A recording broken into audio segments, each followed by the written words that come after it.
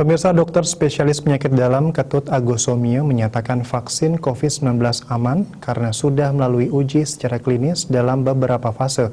Dengan demikian, vaksin tersebut dapat dipertanggungjawabkan secara keilmuan.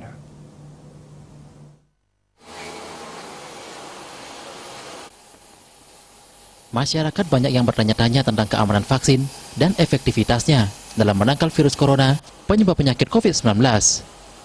Dalam hal ini, dokter spesialis penyakit dalam Ketut Agus Somio menyatakan vaksin ini aman karena sudah melalui proses uji beberapa tahap. Vaksin ini juga sudah diuji secara klinis dalam 3 fase. Dalam fase 1, vaksin diuji cobakan pada beberapa orang subjek, yaitu di bawah 100 orang. Apabila vaksin ini aman dan mampu membentuk kekebalan, dilanjutkan ke fase berikutnya dengan uji coba terhadap lebih banyak subjek dan variasi dari segi umur dan gender. Apabila dalam tahap ini, vaksin mampu membentuk kekebalan, lanjutkan ke fase ketiga dengan jumlah subjek 1000 orang atau lebih.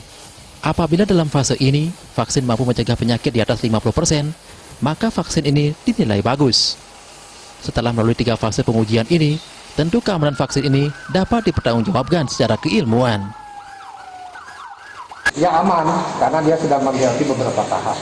Jadi keamanan itu dinilai pada waktu preklinik namanya ya. Jadi begitu dibuatkan, didesain itu vaksin, ya kemudian di uji binatang, dilihat keamanannya. Ya. Ketika sudah aman di uji binatang itu, baru ke fase tahap uji klinik namanya.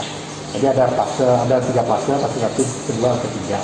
Jadi pada fase 1 itu dicobakan kepada beberapa orang subjek ya, pada relawan itulah. Jadi dibuat 100 orang ya. Itu menilai keamanannya. Jadi kalau sudah aman dan vaksin itu mampu membentuk kekebalan, dia lanjut ke fase berikutnya. Ya.